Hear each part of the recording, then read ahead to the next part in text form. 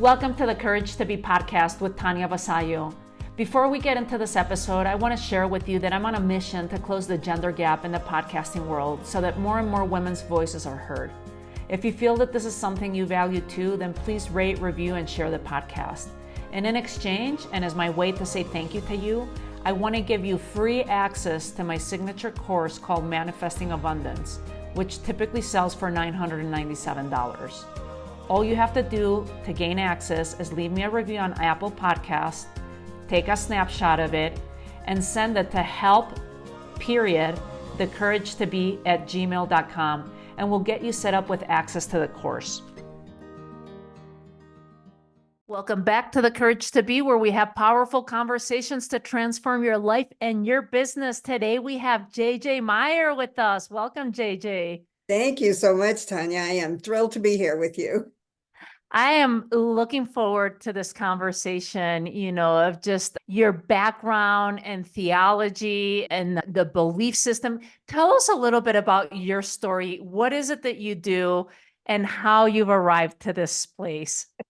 Well, boy, that's a good one. I know it's a long one. You can condense it. You can take 5 minutes. You can take 10 minutes, however long you need, JJ. Almost the first half of my life, I was involved in the dance world. And I thank my mom every day for putting me in that environment when I was so very young, 4 years old, and grew up through musical theater, became a choreographer. And Tanya, literally every opportunity that's come to me in my life, because I had no grand plan, everything just kind of arrived, but it was all based on the fact that I had that very early training and the body confidence and the speaking confidence that, being in the musical theater world brought to me. And that led me on into the world of television. And I had a really fun, highly stressed 3 years on shopping television, which certainly teaches one to think quickly on our feet and listen as we talk, and computers and all of that. And I wouldn't trade that experience for anything, and I wouldn't want to do it again.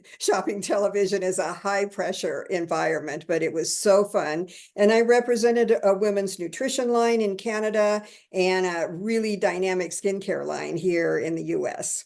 But all the while felt the pull, if you will, or the calling for something more elevated. I had the ability to communicate, and that was a gift. And then I went back to school. 20 years ago, I was already in my late 40s, early 50s. I went back to school and got my doctorate degree in theology.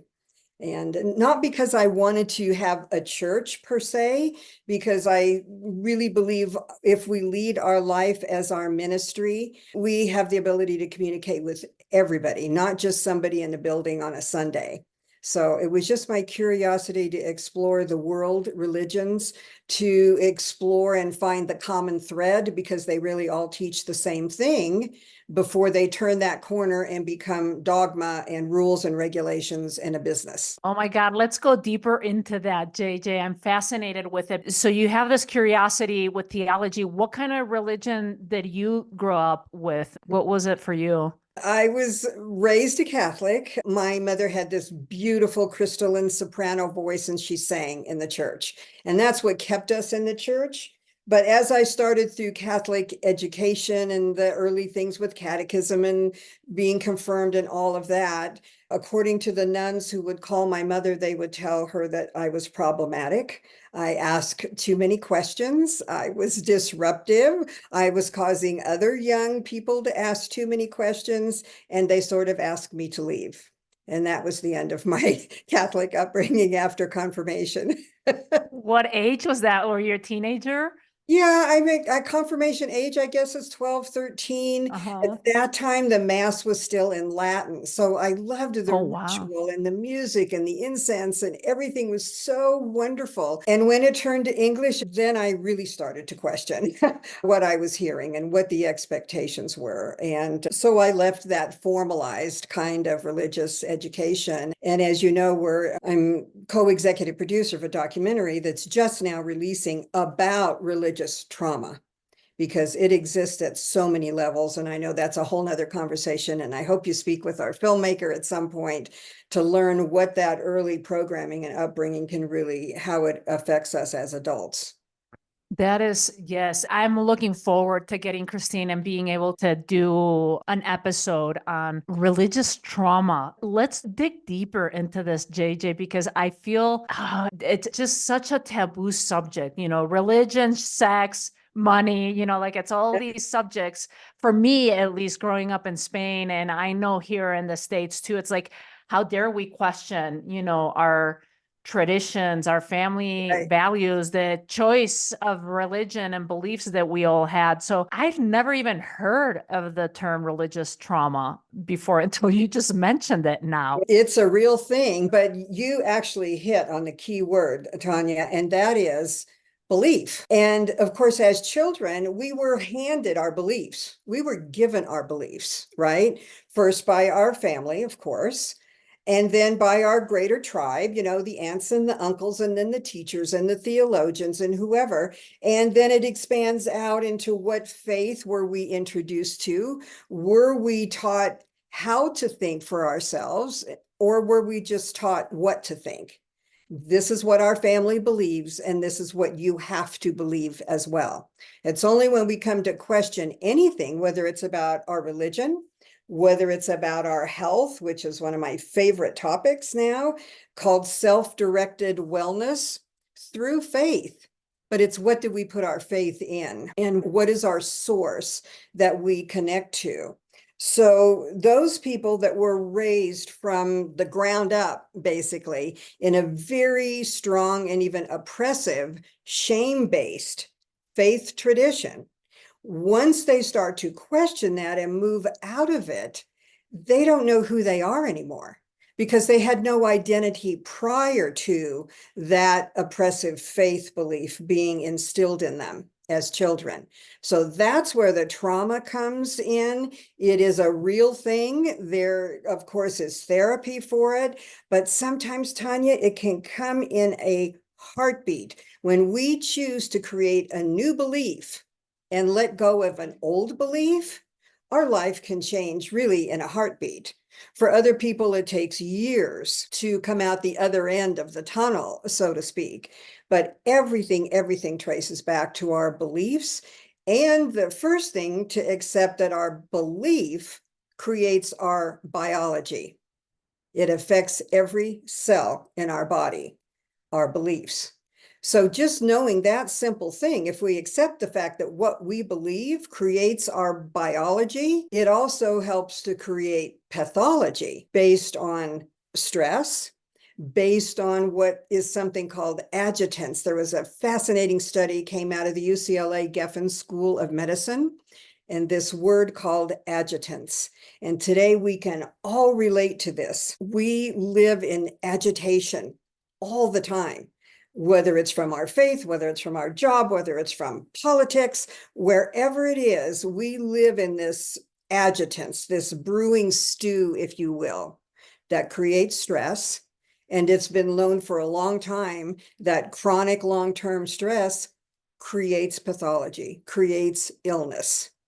So once we're aware of these things, we can merely choose to shift or recalibrate how we believe about all of these things that we're bombarded with: environmental stressors, work stressors, pollution, climate change, you name it.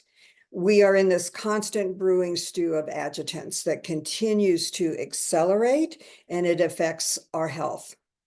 How do we diminish those adjutants from creating stress? That's a really interesting.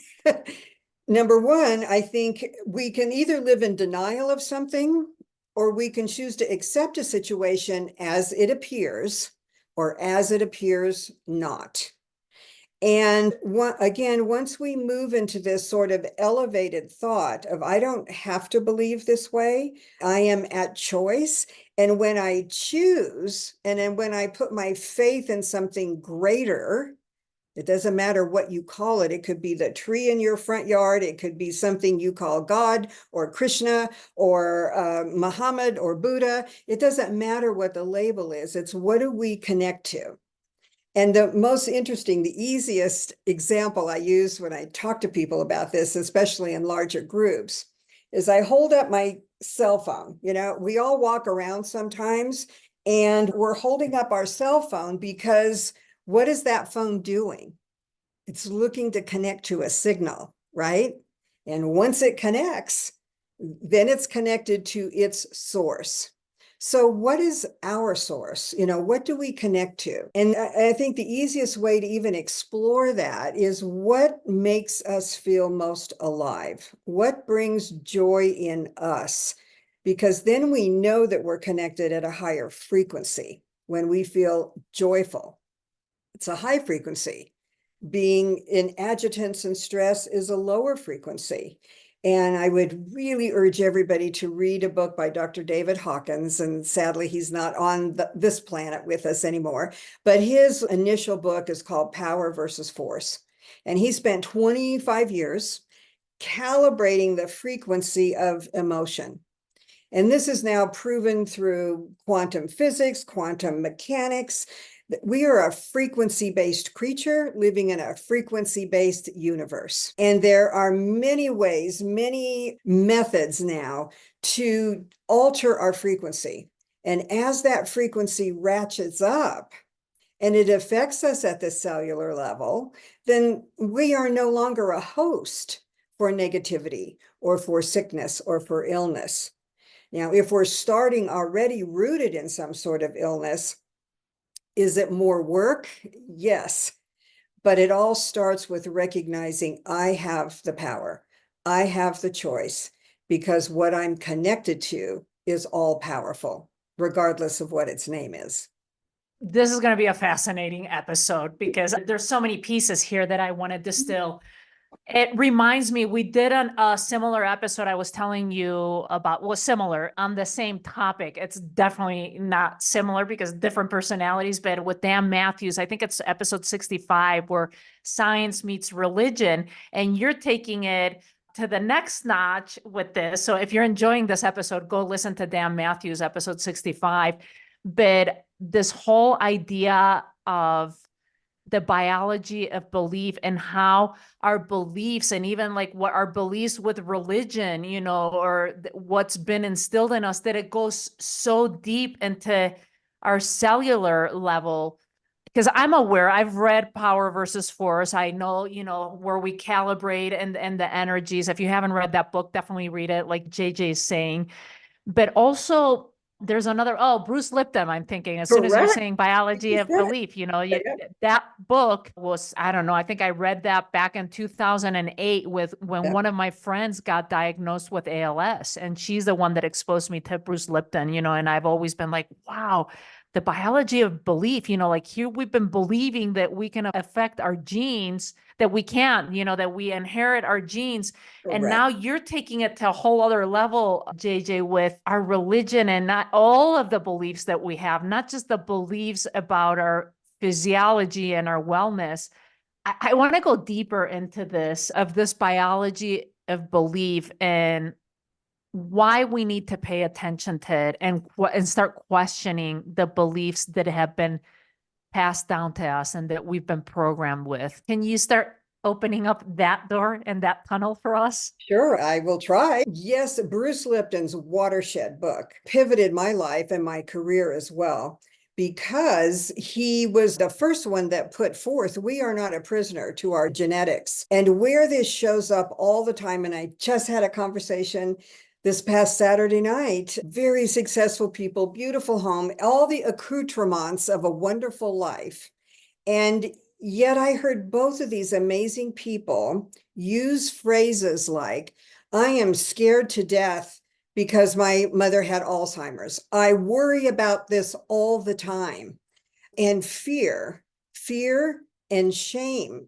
And there are people that I talk to a lot in coaching and counseling that are ashamed that they got ill. I did everything right. I live my life right. I eat right. I try to exercise, and yet I got this disease.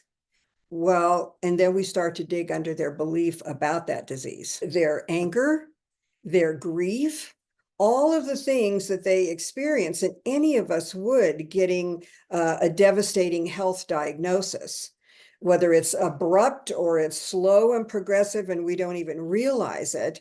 It's first, we're angry. How did this happen to me?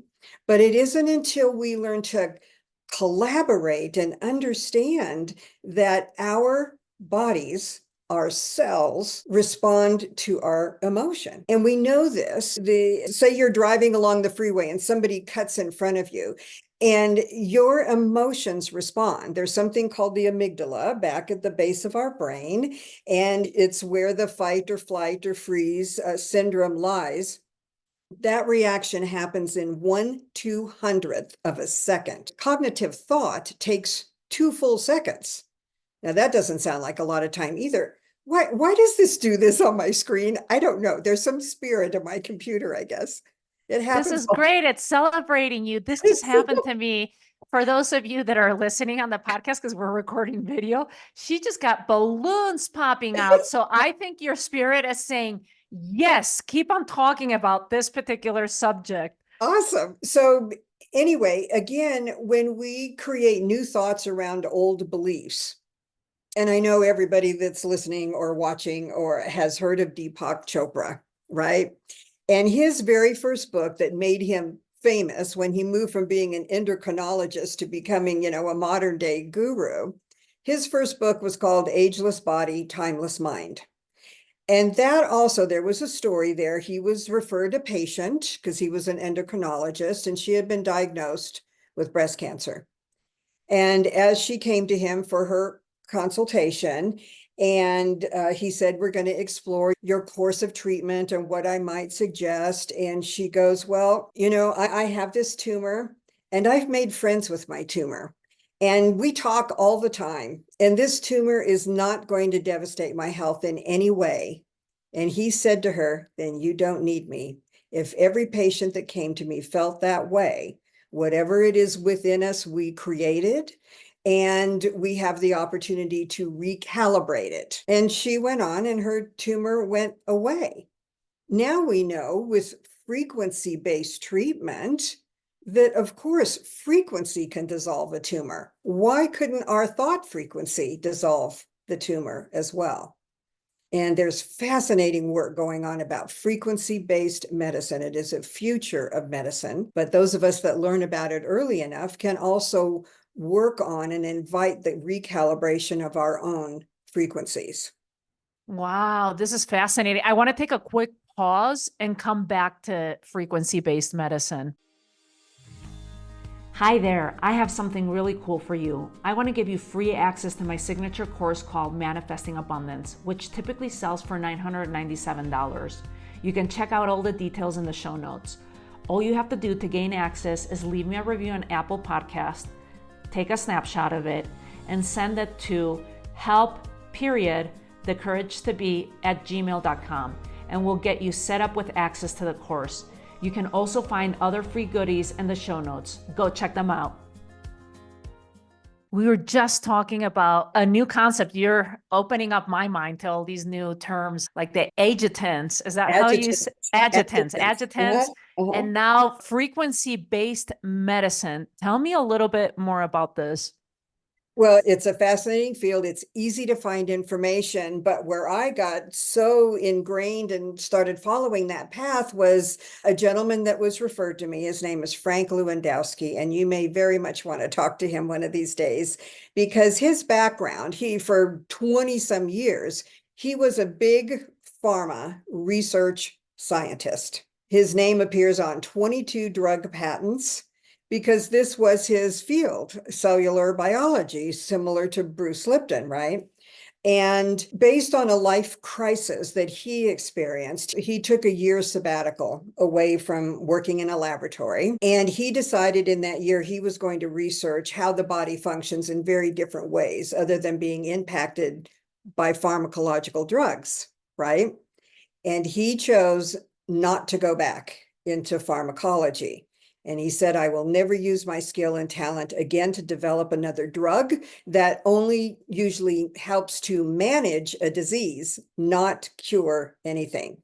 Because nothing can cure us externally. We can have treatment, and depending on what we believe about the treatment, we are the only ones that can create a cure or a return to normal. People talk about miraculous cures, right? That cannot be explained.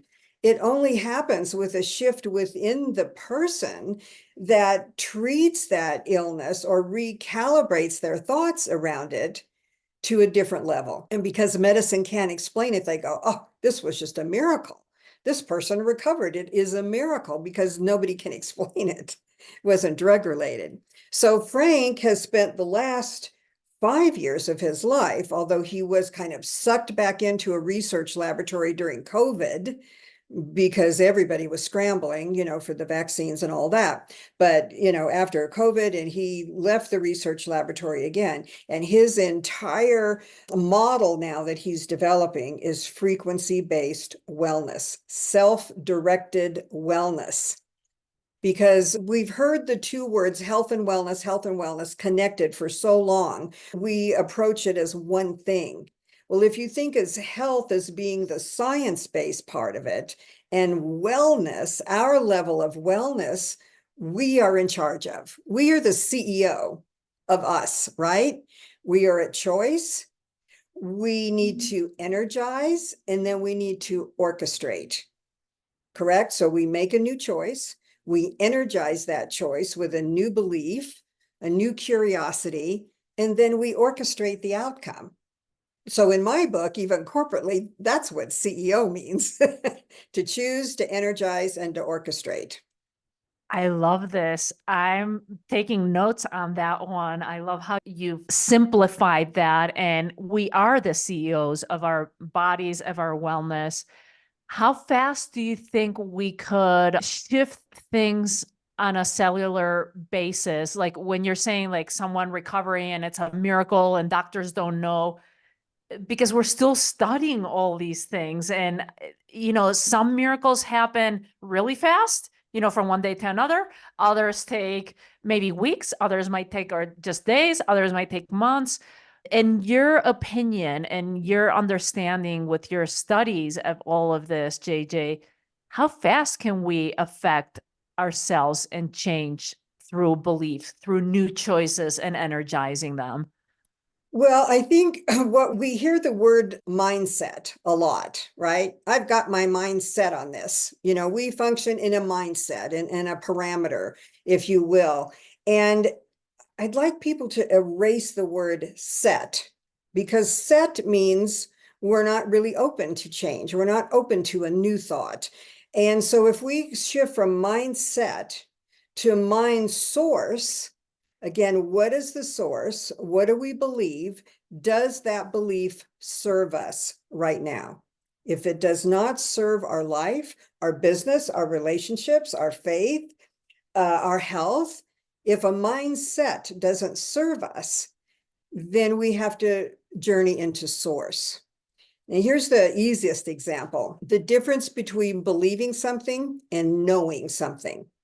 Right? When we move from belief, which is theoretical, into knowing, which is experiential. Sample of that. Those of us, let's just take skydiving, because that's really a dramatic example, right? So most of us either believe, oh, that could be a lot of fun, or we believe it's going to kill us. One of the two. But until we do it, we don't know, right? And so you could use roller coaster as the same thing. Some people love roller coasters. Some people are afraid of roller coasters. But it's not until you have the experience, then now you can make a new choice. Oh my gosh, jumping out of a plane was the most fun I've ever had, which is true. I've done it. But I was excited. I wasn't fearful. And I did it with my daughter on her 18th birthday. This was our mother-daughter adventure. We always wanted to do it. And now I know it is tremendous fun. So I wanted to get back up there and jump out of the plane again. Other people in our group said, never again, because the fear that it generated in them sets your whole system aflame, if you will. So are you aflame with excitement and joy, or are you aflame in fear? And fear creates stress in our body. Stress creates inflammation. Inflammation creates especially immune compromised conditions. And so another example, when COVID was raging and we all are we going to get vaccinated or are we not? Well, I didn't have any choice because I needed to get on an airplane. I needed to be able to travel, and we had to have proof of a vaccine, as you recall, I'm sure. So a group of us, who share our belief that we create our biology, we constructed a prayer to the vaccine and to our bodies. And it was very simple. We're going to have a foreign visitor, i.e., the vaccine. We're going to take this foreign visitor into our body and we're going to welcome the visitor. And so the visitor is going to reside in here and it's going to help us. It's going to be helpful. Not one of us that partook in this prayer prior to the vaccine had any reaction to the vaccine whatsoever. And other people were having pretty tremendous reaction. Now, clearly, this isn't a formalized study. It was just a fun thing we decided to do. But then other people started saying, oh my gosh, I'm going to have my vaccine. Can you send me the vaccine prayer? And it just kind of, mushroomed out to a lot of people. You could think of any disease in that way. Again, it's not a joyous experience to be diagnosed with some condition, but how much we resist it can exacerbate the condition. Instead of saying, I have this, what lessons is it here to teach me? How can I be of service to others as I'm going through this process? And somehow, within our own faith belief to what our source is, source will take care of this. I will be friends with it. We will coexist together. We will collaborate, if you will. We will collaborate in creating wellness out the other side of this condition. And all of us have had them. It's just, again, how much do we resist or how much do we collaborate with our own bodies in the belief system that we have the ability to change this? This is incredible. Just listening that you guys did a prayer for the vaccine. I love that idea. I'm going to take inspiration from it and use it myself, and with my daughter. But when you were giving the example of the skydiver, or doing skydiving, like for you, it was exciting. For other people, it's this fear. So if they retain the fear in their body and their cells, can you let go of it? Like, does the fear remain there for years and then turns into some type of illness and condition?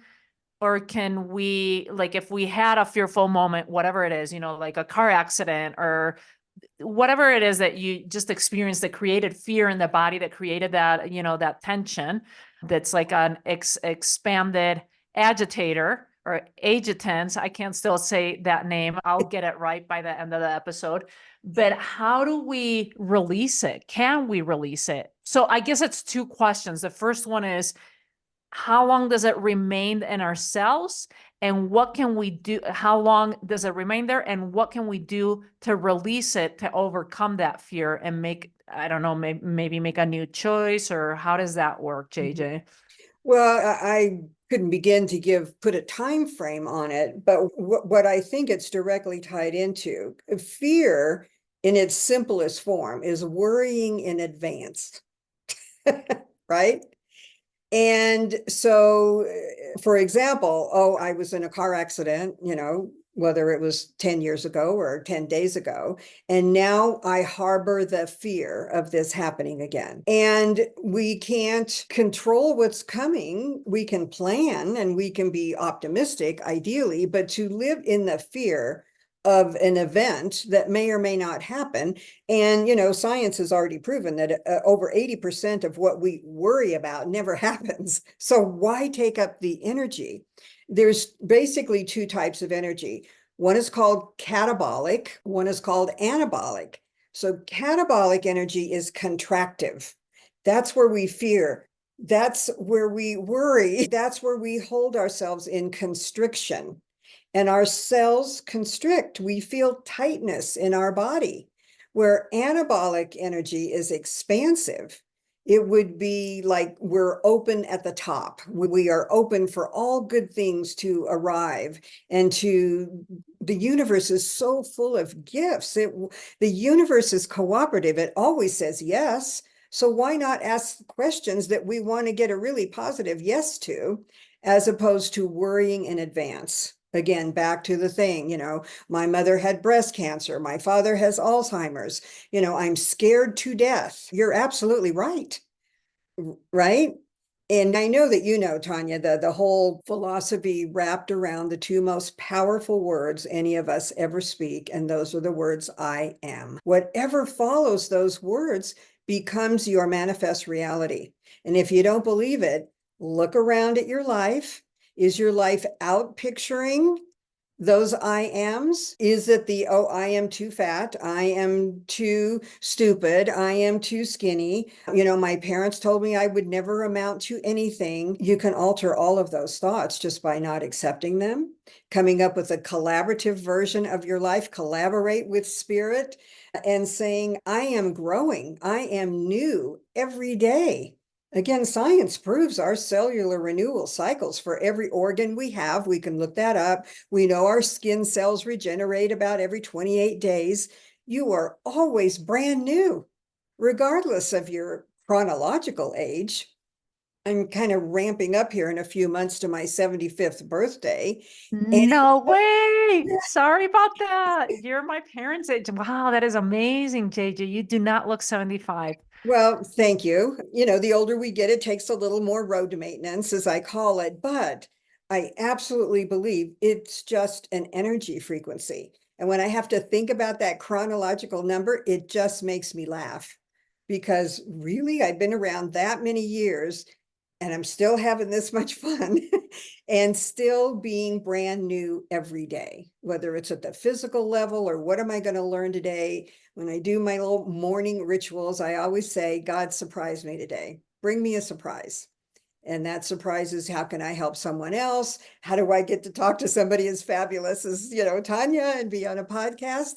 It's just curiosity and excitement automatically recalibrates our frequency, and it's I, measurable. I love it. Yeah, go back to power versus force. Like you're gonna see where you're calibrating and that energetic, what do you call it? I can't think of the word, going Oh, up and down a on the continuum, scale. if you will, a Yeah, scale. on a scale. But So we know this, excuse me, just one second, because to bring it back to somebody that everybody can relate to, and it's been around for 120 years, is the polygraph, the lie detector test, right? It measures what's called galvanic skin response. When we lie, our cells respond, and it's measurable. So that's something really real we can all relate to. When we think of an MRI or a CAT scan or whatever, these are all calibrated frequencies that are looking into our body, sometimes at the cellular level, to see where there's energy disruption, energy blockages. Well, if a machine can do that, and some human invented those fabulous machines, we can do that for ourselves as well. what do we do with those energy blockages? Because I was going to ask you, what do we do with fear now? Like how do you manage fear? But fear to me in this conversation turns into those energetic blockages. How do we dissolve them, JJ? Well, first, learning, I think, to be really highly sensitive to what we are feeling. And we can't do that without being still.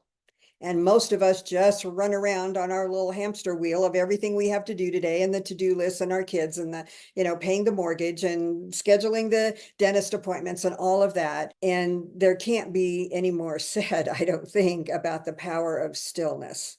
And you can call that whatever you want. We hear so much about meditation. I think people are either desensitized by it, or it's a practice that they're also fearful, because don't people say to you as well, I just can't be still enough. I can't still my thoughts. It's not about stilling them so much as it's being with them and watching where your thoughts go when you're quiet. And where you hold tension in your body. Is it in your neck? Is it in your back? Where is the tension in your body? Does your chest tighten up when you take a deep breath? Where is the tension in your body? And we can't scan ourselves effectively unless we're willing to be still. And then we find that and we start to dig under that. If you hear people talk about, oh, I have heartache. Well, why is the heartache? well, I can't, I'm estranged from my children, or I'm going through a divorce, or whatever the crisis is that causes that heartache, you're right. Your heart is aching at a spiritual level, at a cellular level. So why not give yourself permission, number one, to feel it and move through it? We can't get beyond being fearful of anything until we move through it. And there's a really simple definition that my business partner uses all the time about fear is false evidence appearing real. Most of our fears are not based in reality. It's based on worrying in advance, right? So how do we stop that chatter? How do we stop the worry? We have to be still enough, and we have to have faith in something. Collaborative faith is what I like to call it. If I would have to pull out one Bible quote, and I'm not a Bible-based theologian so much, if in fact the breathtaking phrase of I and the Father are one, it changes everything. And if we look at that phrase in the original language that Jesus Christ spoke, Aramaic language, the word father in Aramaic is Abba, A-B-B-A. And the direct translation of Abba is beloved. We have been taught that God is our Father, which sets up a gender identity. It sets up an authority identity. And that has its own baggage, because now we relate it to our own Father. And how do we relate to this Father in heaven? But if you just take that first phrase of the Lord's Prayer in Aramaic, it says, our beloved who is everywhere. And for me, that changed my entire theological outlook. Because aren't we all beloved to ourselves, to one another? You are my beloved now because we are connected energetically. We share so many belief systems. We're curious about the same thing.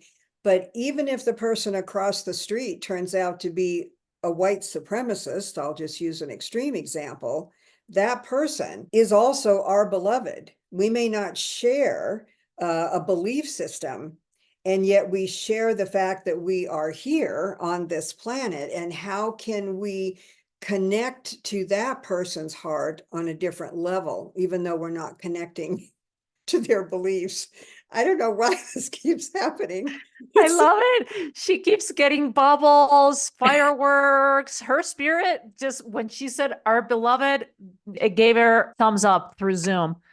This must be something in my new computer, because I It have is. no It idea. is the new update, because I just had that this morning with someone else in our daily Oh study gosh. that we do. And she was getting fireworks too. I'm like, how'd you do that? And she said, I think it's the upgrade with Zoom. I'm not sure what happened, but I love it. It's spirit coming in and It's praising you great. and giving you the thumbs Yeah, up that everything's good. yeah. Let's take another quick pause, because I have a couple other questions to go down here, JJ.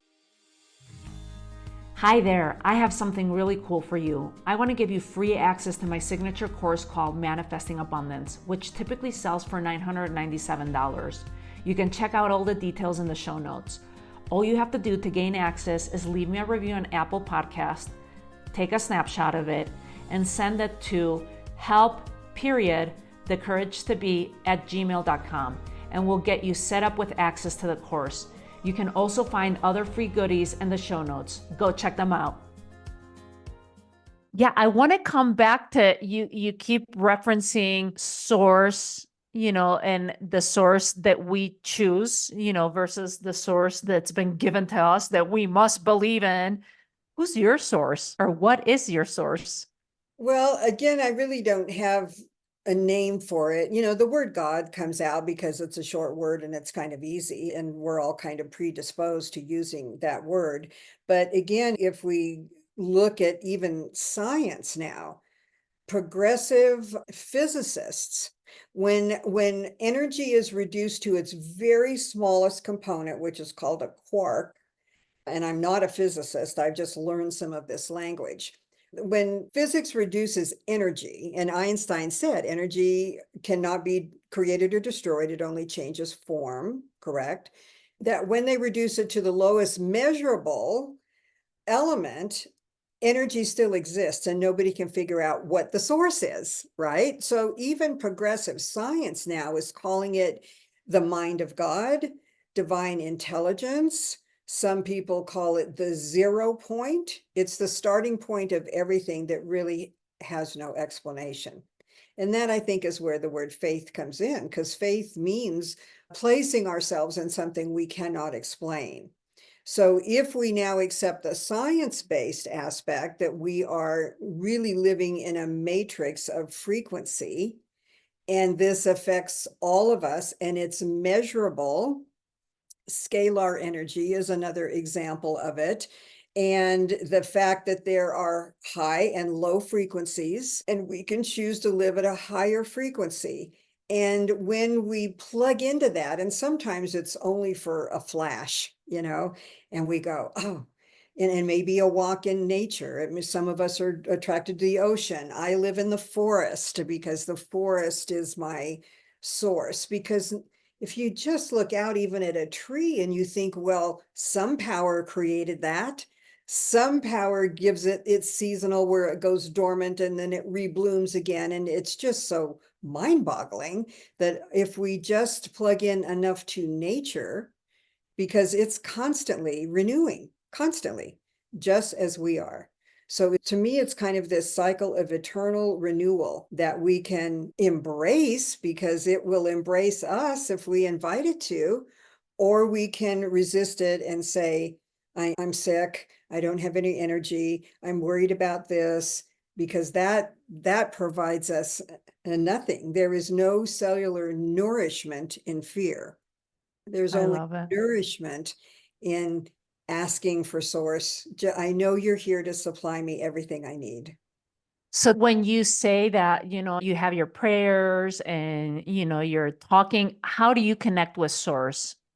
Obviously you talk with source in some way, with God, with whatever the word is. I still get triggered with the word God. It's a hard one for me growing up in a patriarchal, they shoved down our throats what we were supposed to believe and dogma and everything else. So there's like still that resistance, but I choose an infinite intelligence, source, spirit, other words. But Mhm. how do you connect with source, JJ? Through a very conscious practice that's gone on for years now, again, talking about the calibration of emotion. And when you ask people, what do you think the highest calibrating emotion is? They automatically will say love. And that's, again, sort of been proven not to be the case because love is very complex. It has many complexion, has many conditions, and it is very transactional in most of our lives. What is not transactional is appreciation and gratitude. Neither of those things have a gender or an agenda, right? Because you can't have an agenda to be appreciative of something.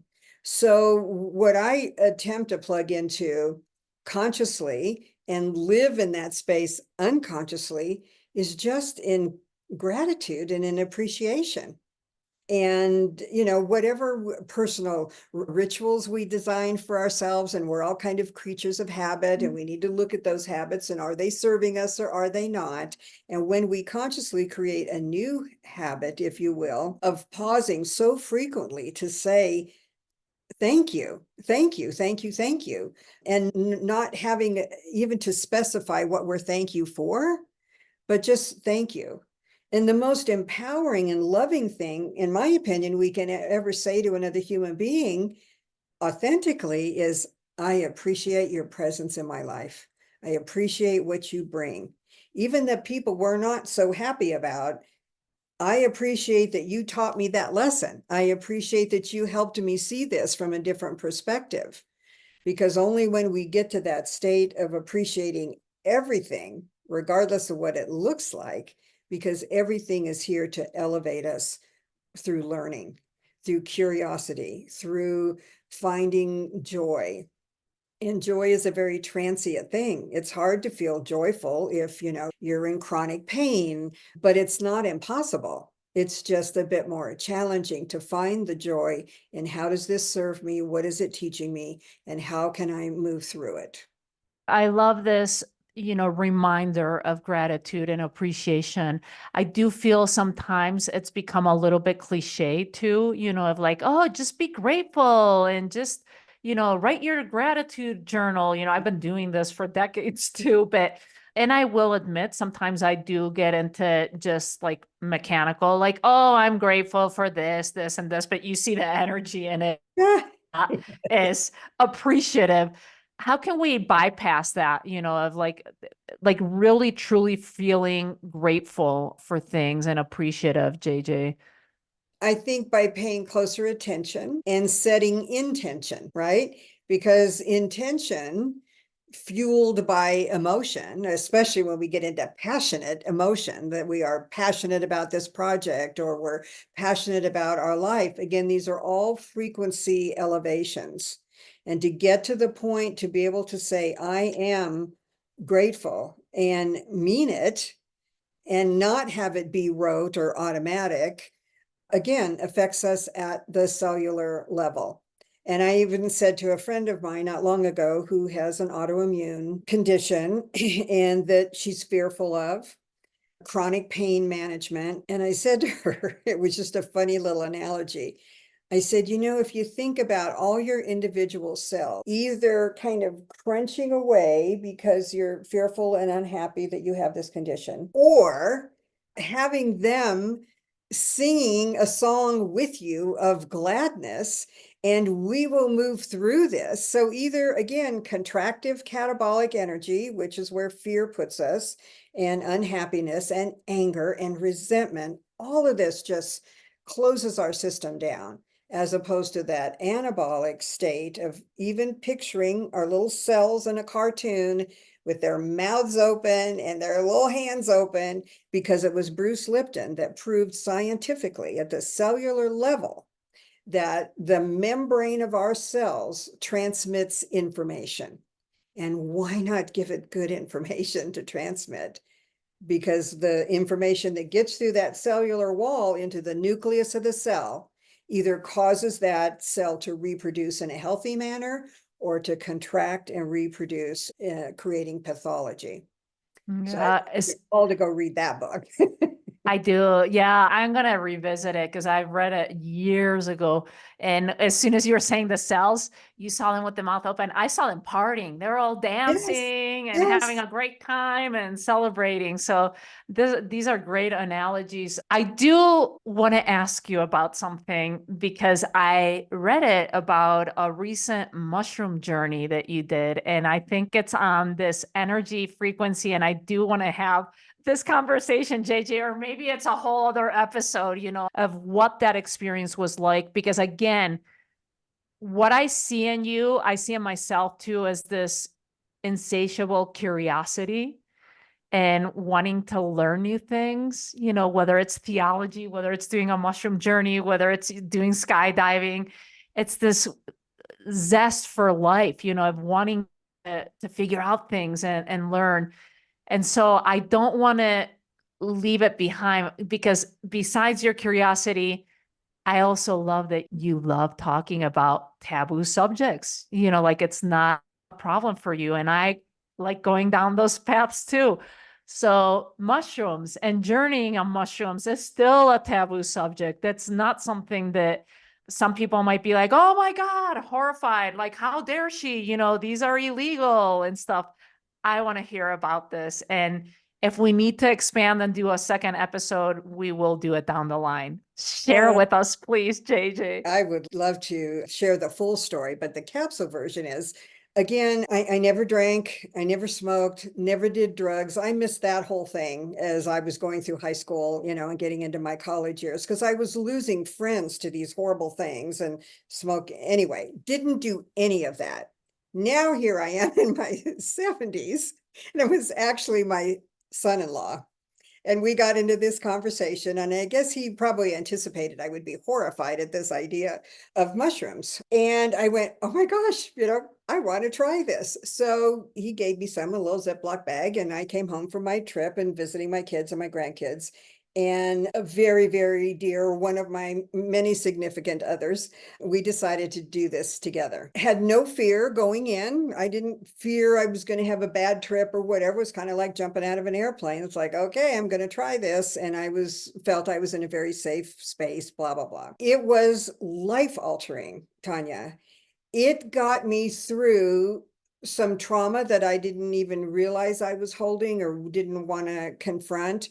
And it just taught me so many amazing things. Of course, the visual aspect of it was rather mind-blowing. We were out in nature and just being able to see energetically things that are always there.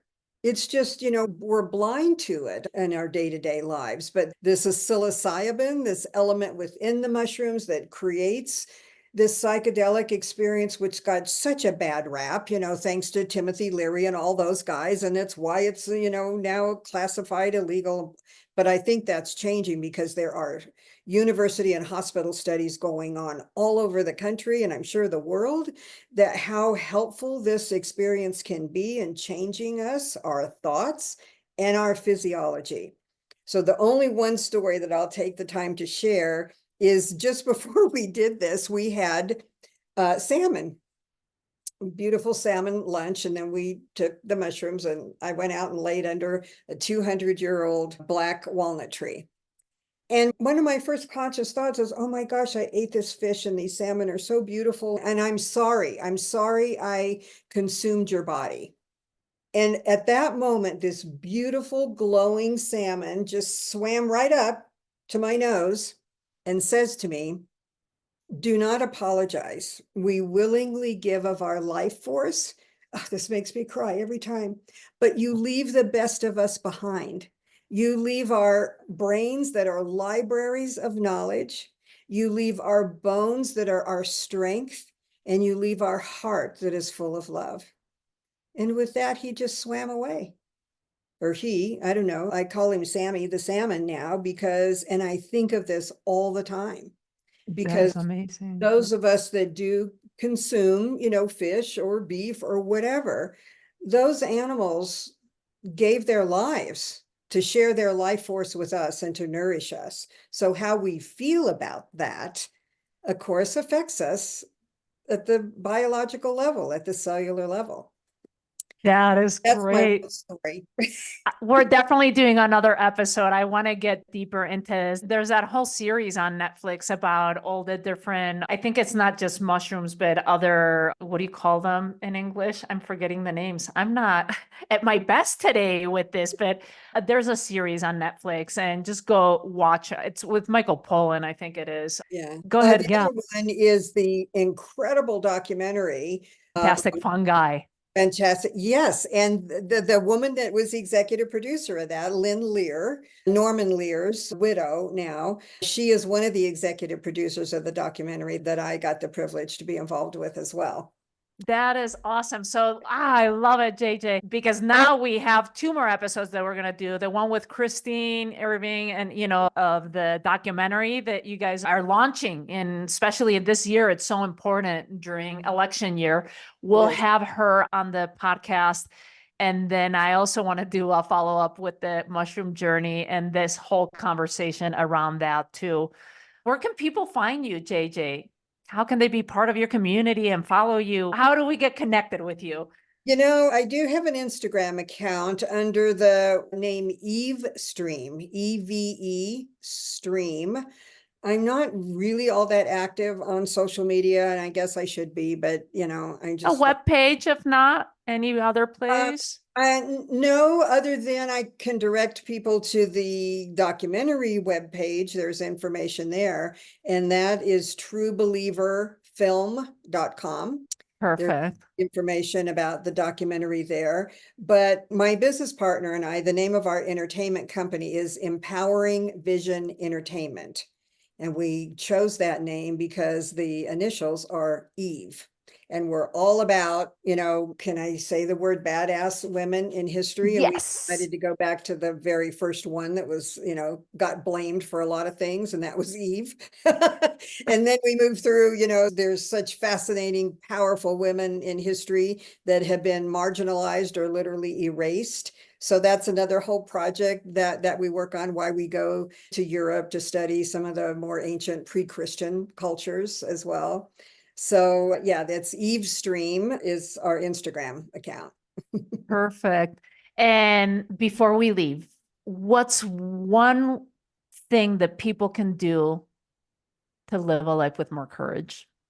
Well, to not be afraid, to just step out and say, I can do this because I am powerful. I am fueled by the universe. My body is composed of the same things that stars are made out of. We are literally made of stardust. And change, if you have to, change your I am. And from all of the negativity and the baggage that you may have carried around generationally, there is now generational trauma that we deal with. And just view yourself on the growth edge. Every day you're on the edge of growth.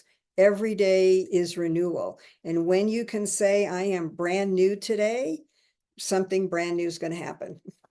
JJ, what a pleasure. Thank you so much for being with us today. I appreciate you, and I look forward to our episode on mushrooms too. Me too. I appreciate you, Tanya. Thank you so much. Hi there. I have something really cool for you. I want to give you free access to my signature course called Manifesting Abundance, which typically sells for $997. You can check out all the details in the show notes, and all you have to do to gain access is leave me a review on Apple Podcasts, take a snapshot of it, and send it to help.thecouragetobe@gmail.com, and we'll get you set up with access to the course.